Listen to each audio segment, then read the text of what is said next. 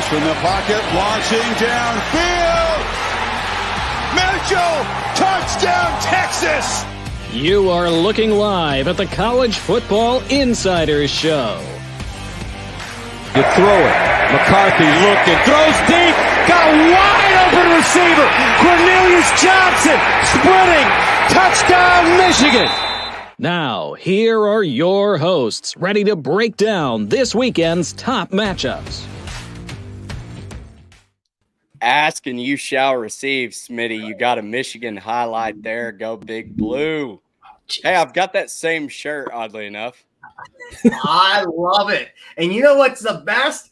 With that in, I'm not getting fired yet. That's going to stay in for a couple of weeks, so I'm going to be here. I love it. My confidence has risen, and I feel great.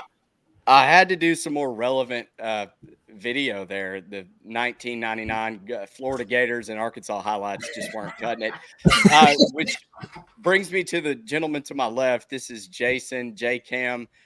He is going to be filling in for Q here for a couple weeks as he just kind of deals with life in general. But Jason, what's up, man? Hey, you know what? I've always come off the bench my entire career, so I'm ready to be called upon here. You know, next man up, ready to step in, give winners. Just like an Alabama quarterback. Absolutely. Latest headline: Milroe benched, Buchanan coming in to get the start. Does anything jump out on that matchup? I don't even know who they're playing this weekend, but that was just something that scrolled across my Twitter here recently. I just wanted to touch on real quick. I'm upset because I was calling him the Jeff Blake of the college football because he throws that real high ball, that good deep ball. And now they took the whole steam from all the spots I do bringing that up. Now I can't bring it up anymore because he's on the bench. So good job, Nick Saban. Way to ruin my life. I mean, it's South Florida. You're a 4-touchdown favorite. This is a good time to figure out whether you've got another quarterback or a better option. And I'm sure Milroe will get some play in that game too while they make all the Florida-based Alabama fans happy. I am surprised that Jalen Milroe got benched before Jeff Sims, which we'll get into that in a second. But let's talk about it. Texas, Alabama, Quinn Ewers, Steve Sarkisian go down to Tuscaloosa, upset the Crimson Tide as a 7.5 point dog. Shout out to me for being on the right side with Texas. Sorry, Smitty. What stood out to you in that game? Is Texas back? I think they are. I mean, they have the weapons. You know, we talked Wednesday night, myself and Jason, with Notebook Wagering, and we said they have the quarterback. They had 3 wide receivers there that really put up big numbers. They're running the ball well. Defense looks quick. Yeah, I think they're back. They have a good football team. Yeah, Matt, you had the requisite "is Texas back?" question out of the way for the year, so good on you. And, I mean, Alabama's still pretty talented, but it looks like all the coordinator shifts and coaching shifts over the years have kind of caught up to them a little bit. Texas looks like there's a little more organized at this point. They got the better quarterback, and that played out in that game. But pretty good game for 3 quarters, and kind of Texas kind of pulled away there at the end. Yeah. Looking at their schedule, they've got Wyoming this weekend. Then they go at Baylor, who's down shaping, Kansas, OU, Houston, BYU, Kansas State. I mean, could Texas run the table? Because I can't look at their schedule and point at that's probably going to be a loss. It always seemed like they had that really bad loss somewhere, though. That it's like a head scratcher. So we'll have to see. You got Oklahoma, who looks good. I mean, we'll see how good they are. But, I mean, obviously, those are the top 2 teams in that league. But besides that, yeah, Big 12 looks down overall. I know they've had some decent wins, but probably not at that level Texas is at right now. Oklahoma lost last year, 8,000 to 0. It was a pitiful game. But staying in the Big 12, you had the miraculous cover by Oregon as they beat Texas Tech 38-30 in Lubbock. Bo Nix, 32 of 44 for 359, 2 touchdowns. He looks good this year, and I think the Pac-12 looks good as a whole. But Bo Nix really making his claim to be an NFL quarterback. 3 interceptions. I would argue, though, okay, I get it. It was a bad beat if you were on Texas Tech. But they had 4 turnovers. I mean, you had 4 turnovers. You probably deserved to lose that game and lose it in the fashion that you did with a pick 6 to not cover. But thoughts on that game? It's a lot of bad beats this week. I was on the bad beat side, so yeah, I had Texas Tech. I had that, and then I had Boise losing on that final second field goal. So that was kind of like domino effect. One happened, and then the other one happened. I was like, well, there's summed up the day. Yeah, I had a whole row of dogs there. I had Washington State, and I had Rice, and I had that game. And the ones I was sweating was Rice and Washington State because it looked like they were starting to give it away. I thought Texas Tech was in the barn, and then thought I was still good. And then all of a sudden I looked at the score, couldn't really figure out what happened because I think I was still on the Texas game, and I was just like, I saw the replay on bad beats, and I was just like, I'm glad I didn't see that. That would have been something would have got thrown. Well, last one we'll recap. Colorado, they beat Nebraska. It was a defensive battle early. I thought eventually they're going to wear thin and Colorado's going to be able to make some plays. They did. Jeff Sims once again proved that he is just a huge liability for the Nebraska Cornhuskers.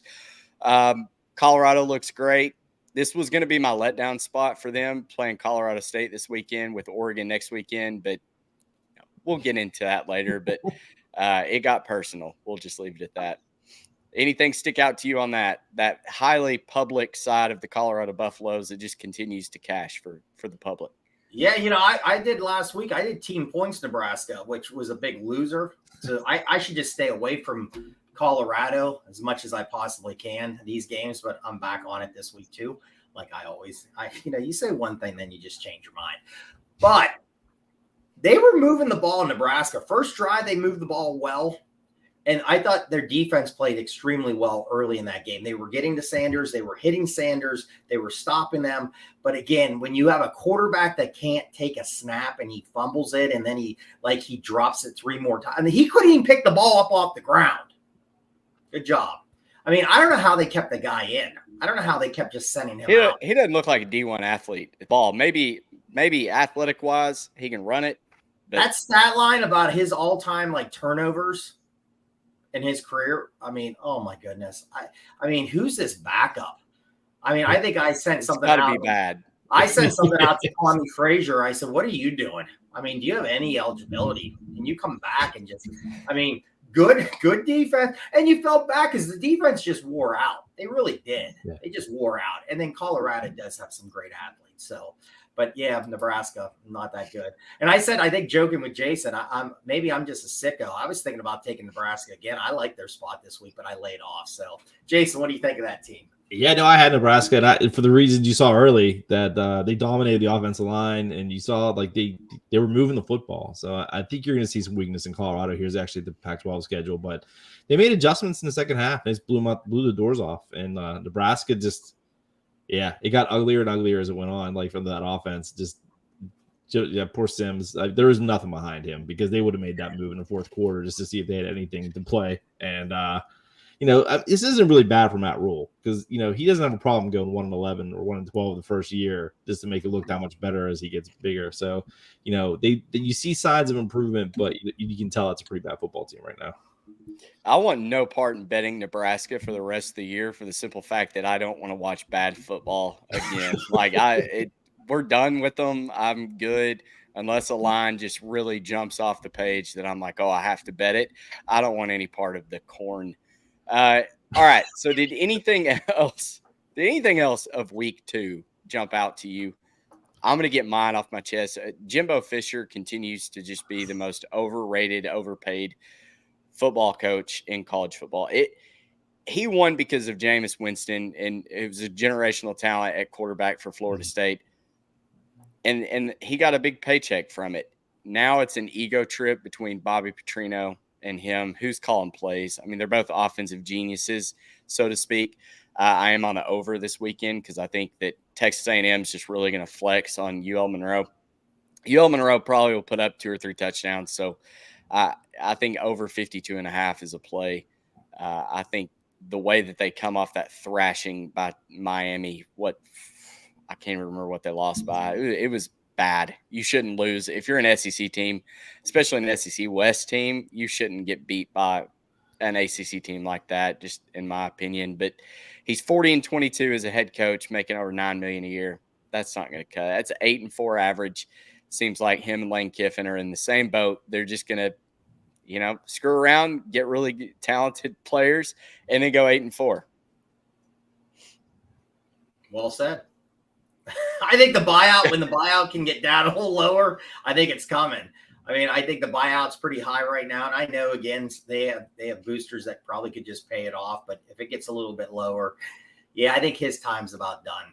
I think it's time for a change in A&M. I just think, like you said, they kind of go through the motions, and it's 8-4. And that's an area that you just can't go 8-4. Yeah, no, they've spent, they're building everything, and they're trying to build up to be like an elite program. It's just not happening. They're recruiting well enough. You just don't see it on the field. I mean, they clearly have good players. They're basically Miami, but just in the SEC. Like, they're kind of the same level of programming within their conference right now. So you really don't know what to make of them right now. But Miami made more bigger plays, and that's why they won. But I thought the Pac-12 was a week 2 story, because week 1 they went undefeated. That was a big deal. But week 2 they had some really nice wins again, and you can tell good quarterback play in that league. It's going to be a pretty interesting race there. I think USC is going to get tested because there's a lot of contenders. I mean, Utah still doesn't have their quarterback, and somehow went into Waco and pulled that game out after playing really kind of poorly in the first half and kind of finding it in the second half. So it's going to be interesting there. We'll kind of see this week when Colorado plays Colorado State how good they are, because we have a good benchmark with Washington State, how bad they beat Colorado State. So kind of intrigued to see how good that league is, if they can actually get a playoff bid in their last year of existence. Yeah, you're absolutely right. I'm kind of worried. I've got a USC to win the Pac-12 ticket, and it doesn't look very good at this point. I think there's several teams that could probably get USC right now with that pitiful defense. All right, so week 3, we've got the board over here. Let's start at the top in remembrance of Q. He didn't die, but he has missed. Tennessee, Florida. Okay, so Square Sam here. I thought, okay, Tennessee -7. Like, this is a play. Tennessee's going to whoop the crap out of Florida. And then the week went on, and Smitty started texting me some stats about 20 years ago. It was the last time, I think, Tennessee won down in Gainesville. And then I just started thinking, you know what? This is going to be the weekend where the books make some money back on the public. I feel like week 1, week 2, week 0, whatever you want to call it, those were pretty square plays and they cashed. Now I think you're going to start getting some tighter lines, and I think this is going to be one that people are going to think, okay, well, Joe Milton, Heisman finalist, probably. Florida looked like crap against Utah. I think Tennessee should probably be the right side here, and the public's going to go bet the Vols like I was going to do. I bet it on Sunday. But I jumped on Florida +7. I think the Florida Gators have a chance to win this game outright with their defense, but I don't think it's going to be very easy for Joe Milton to go down to Gainesville and have success. 20 years, long time. I'll tell you that. Hey, I'm on this game too. I'm going to go. I kind of agree with you. I'm a Joe Milton fan. I'm sorry. I know he was a bust at Michigan. The guys give me a hard time all the time about Joe Milton, but I kind of like Joe Milton. But his accuracy, guy could throw a ball 100 yards. Well, what did he do? Okay. Can he throw it to the guy that's open? Here's the thing. So could Jamarcus Russell. Yes, he could. Yes, he didn't pan out. Yes, he could. But where am I going to go here? I kind of like the under 58.5. I took it last night. Like you said, I think the place is going to be electric. Defense has to be there. Can you slow it down a little bit? I think Florida has to run the ball. I really like both their running backs. You can't make mistakes here. I'm not high on their quarterback. Doesn't seem like he wants a lot of deep shots. I like some of the speed guys they have at Florida. I think the speed's getting there for Florida. Defense has to play well. But the biggest thing with Florida in this game, I think, is you can't make those same mistakes that you made in that Utah game. I mean, just 3rd and 1, false start. 4th and 1, false start. Hey, let's get the punt. And then we have 2 guys on the field with the same number and then they get the ball right back. If you can eliminate that, it's a big game, man.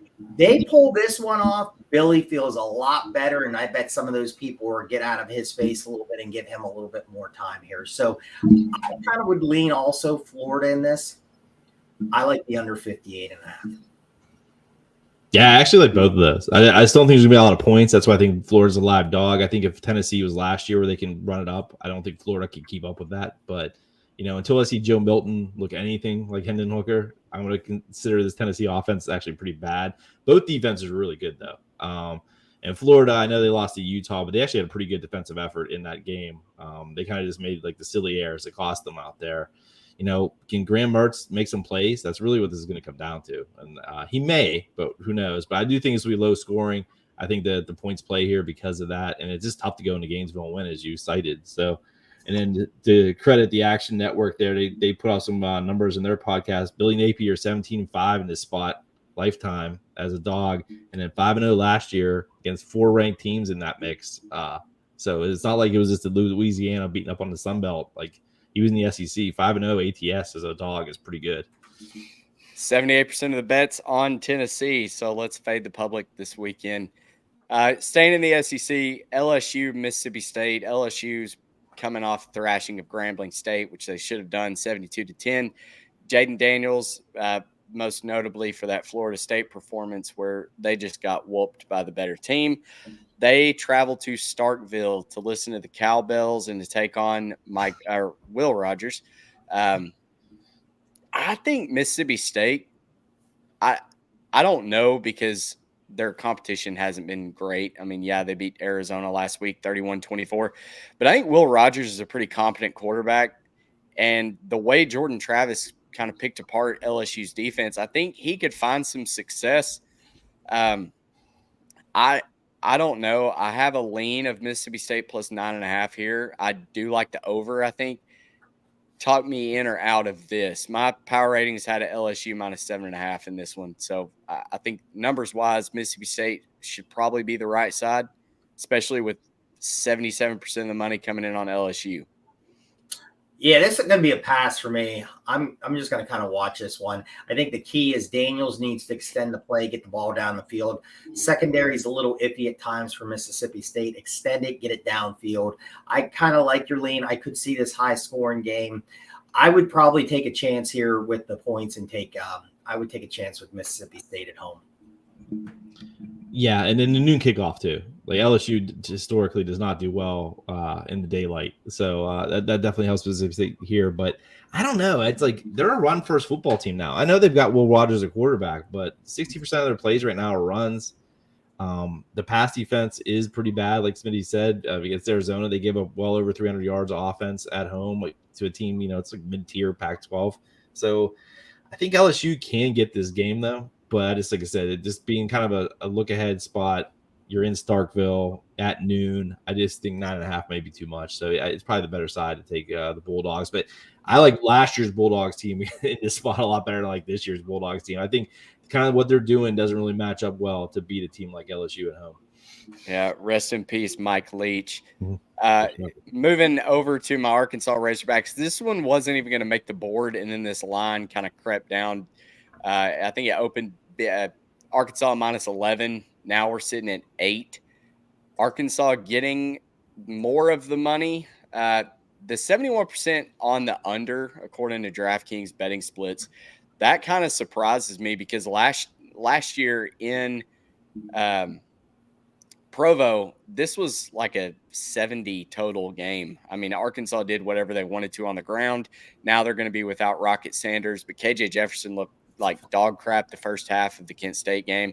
That's unacceptable play. Sam Pittman kind of got after the team this week in practice and, said we started slow and, we were lucky to walk away with 28-6 win over Kent State.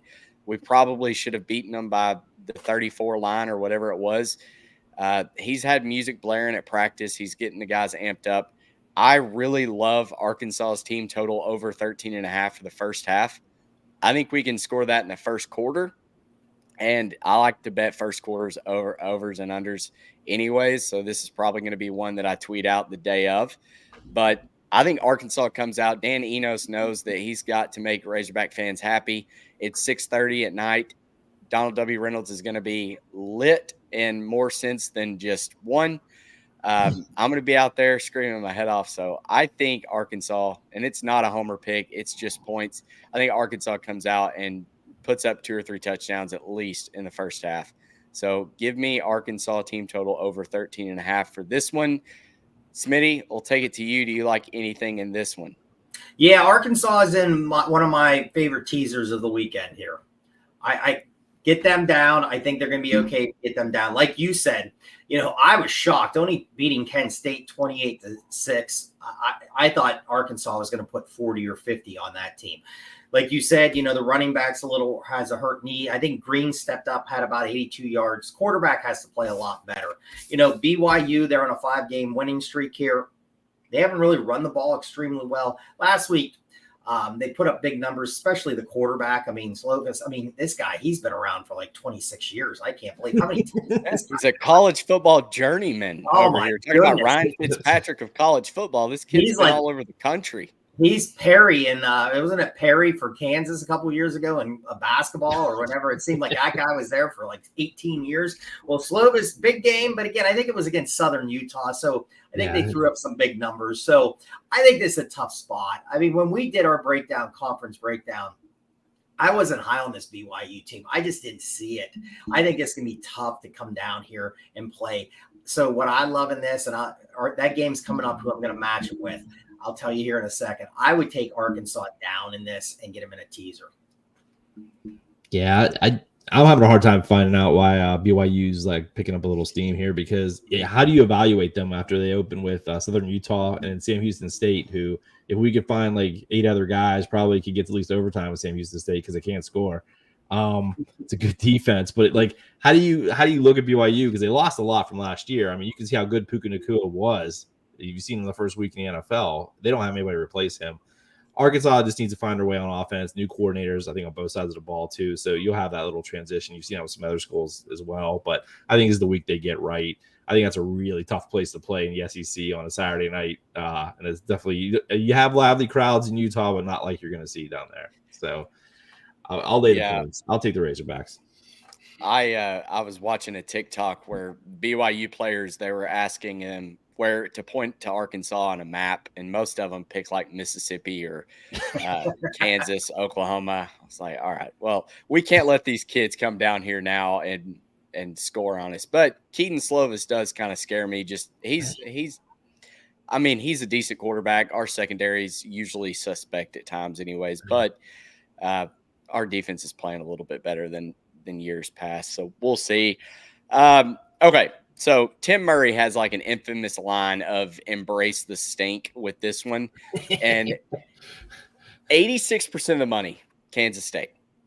This line opened, 5.5, 6 in favor of Kansas State. And it is going down now. It's Missouri +4.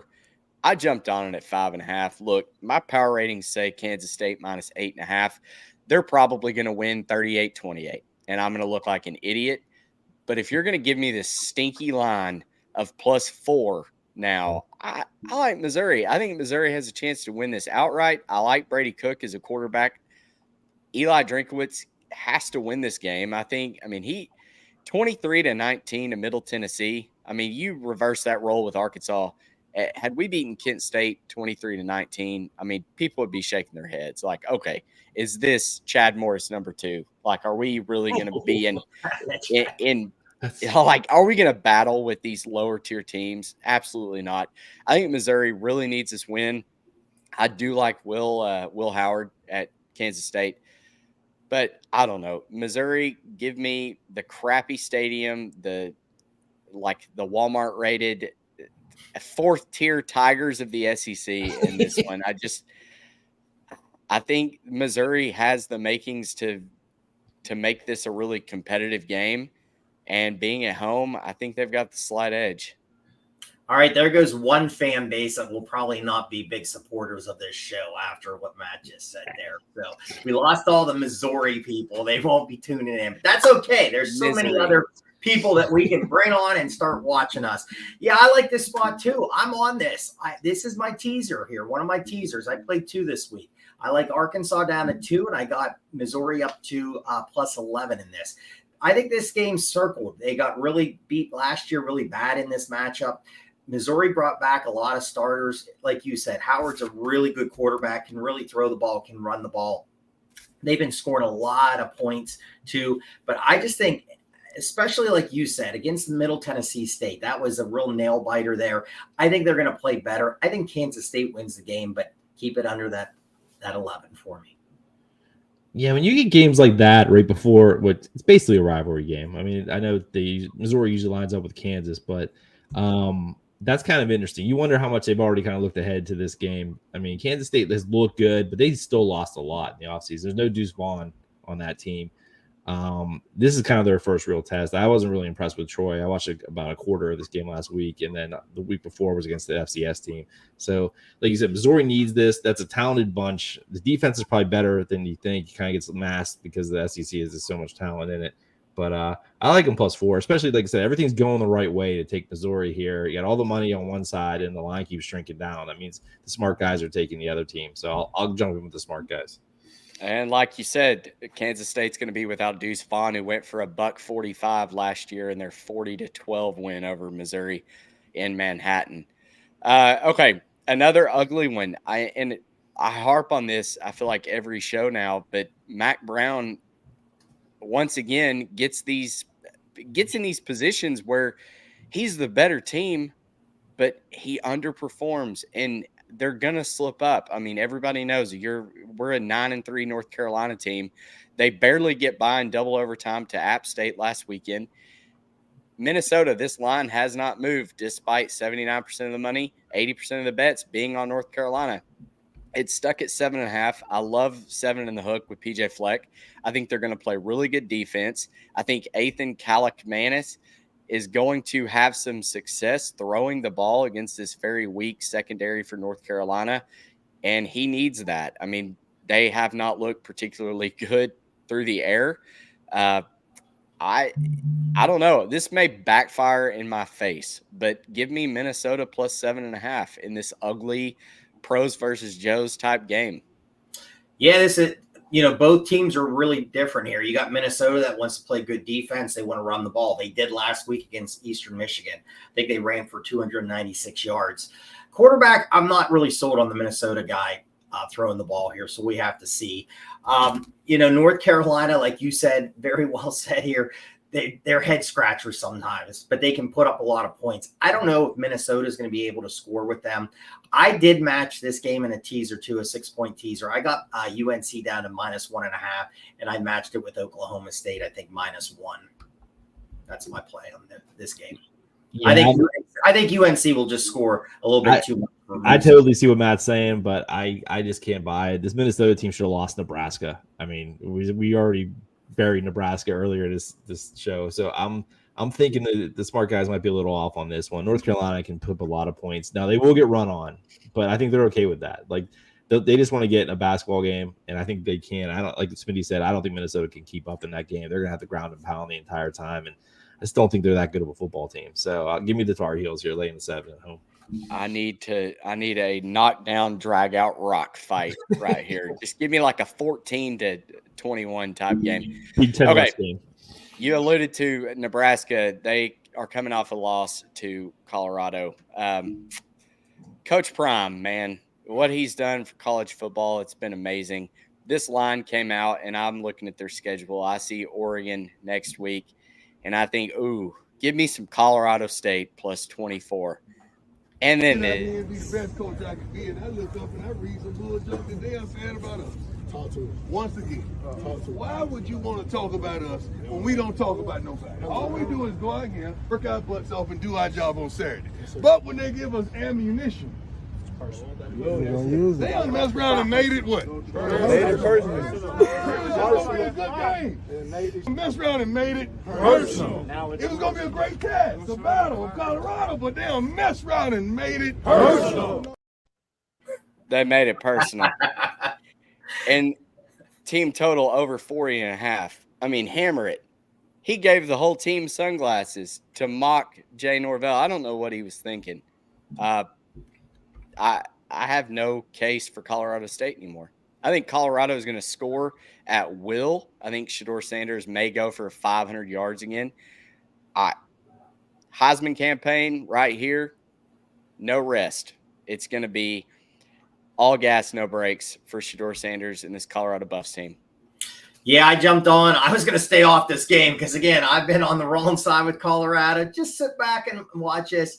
When I saw those comments, I had to get on this. So I'm going to go over 41.5 team points, Colorado. I'm doing a lot of team points this week. Like I said to Matt on Sunday, you got to get in where you fit in. From the great Too Short, man, the rapper. And I'm doing team points. Give me Colorado over 41.5.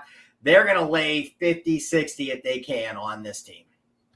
Man, I was with Matt. I was going to take the 24 points. That was definitely going to be there by Friday. And just one of those deals where you got a perfect look-ahead spot with the Ducks lined up for them next week in Oregon. And then Norville apparently gets frustrated because his team's actually getting attention nationally, which is like just the worst excuse ever. It's like, okay, you will always be a mid-tier D1 coach if that's what you're going to do when game day shows up and the Fox shows up. But I think this is an over in general. I think Colorado State actually can put up some points here, but I think Colorado's going to put up a lot more points. This isn't TCU, but this is a decent offense, but I don't think the defense is good enough to stop all the playmakers that Colorado's shown to have this year. So look over, and 24 is a lot, but it probably is the right side. So Colorado ranked number 2 in pass yards forced. Colorado State ranked 133rd in pass yards allowed. So when I say Shedeur Sanders could go for 500, I think that's within the realm of possibility, especially if Dion just really wants to flex it on him for making those comments. And if you play college fantasy, get Weaver, Horn, Hunter, get him in. I know I have Horn in both my legs, so I got to make sure he's in there. That's for sure. All right. Anything else stand out to you? I am going to say I think Texas minus 28.5 may be a little steep for Wyoming. It may be a little bit of a letdown spot for Texas. So I did bet Wyoming plus 28.5 in Austin. Yeah, I'm doing team points here. I'll just go really quick. I jumped on TCU. They're over 34.5. You know, they've scored 42 and 41. They play Houston. Houston played very tough defense the first week. UTSA, it was only 14 points last week against Rice. They gave up 43. I think this one could be up and down, so I took a chance there. Kansas, I really was impressed with them last week. Now, don't get too cocky and ahead of yourself after coming off a great performance on TV last Friday night, but I took over 43.5 with them. And I'm taking a chance with Maryland against Virginia with the team points over 31. I didn't like the over-under where it's at right now, but Maryland has scored 38 against Townsend, 38 against Charlotte. UVA's given up 49 to Tennessee and 36 to James Madison. So I'm going to take a chance with that one. I got some other ones. The only other one you got to keep an eye on, and I jumped on this the other day, was the under in the Florida State BC game, because you have Hurricane Lee coming up. Now there's some chances the rain's going to be out of there now. I think Jason sent me something today. You know, there was supposed to be wind gusts 50 miles per hour. It did go down to 47. I think it went back up to 48 yesterday, but I did play that under, and just hopefully it gets a little rainy and we get some good wind, and there's some issues with some scoring on that. And I also like Troy Moneyline. I jumped on that. And I know Jason has a great dog play, because I love the dog play too. Jason talked about on our show. Oh, this you're leaning about Purdue there at home on Big Ten Saturday night. Probably the only time this year they'll be in the prime time against Syracuse. I think Purdue's is battle tested. Syracuse has played no one this year, and Purdue went on the road last week, beat Virginia Tech. They're changing everything. They run the ball now. They're trying to play defense, but they got Illinois' DC from last year as their head coach. But yeah, I just think that's a good spot for them. I think that's a crowd will actually be pretty fired up to actually have a primetime game.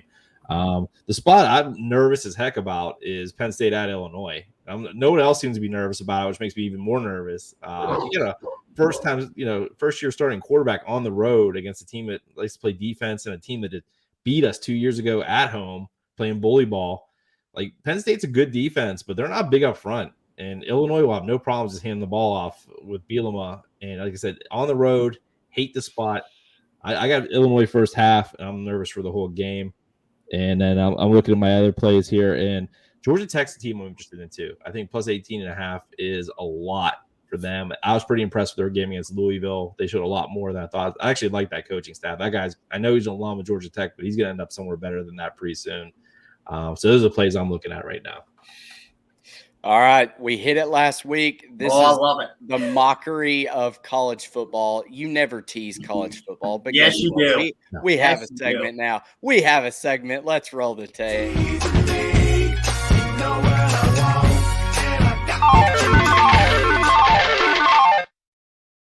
All right. Wow.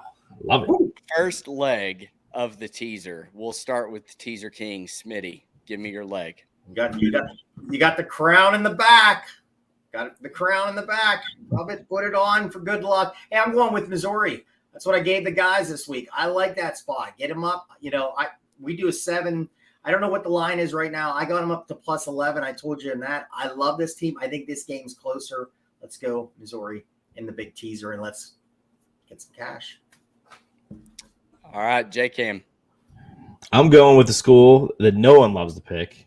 The lovable program, the State University of New Jersey, Rutgers, actually defensively looks awesome this year.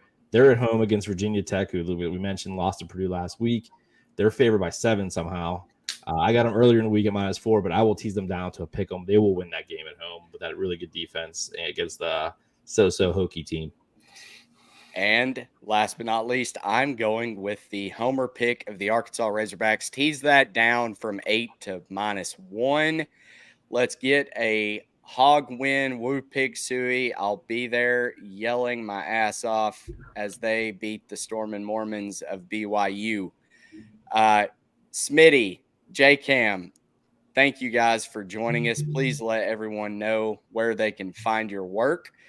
Shout out to J-Kam. He's the one that helps me get all these stats that I put together for these little betting previews. So a public thank you to that, man. You do awesome Excel work. I strive to be that level of awesomeness when it comes to Excel spreadsheets. I try, but yeah, thank you again for making that work. Thank you very much.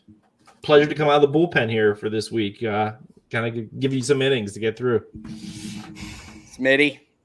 Yeah, just follow. I'll be, putting some plays out at Smitty Bucks. You can follow us at Notebook Wagering. I'll put it on both. So we're going to try. Sometimes when it gets late and you need that, those late night games, those Cinemax plays, we like to call it on Notebook Wagering, through the line. Sometimes there's some good games. It's tough to go to Cinemax or go to the game. It's tough to pick which one you're going to do, but you got to get those winners sometimes. All right, y'all. Follow along at NCAA Insiders on X, and we'll see you next week. Cheers.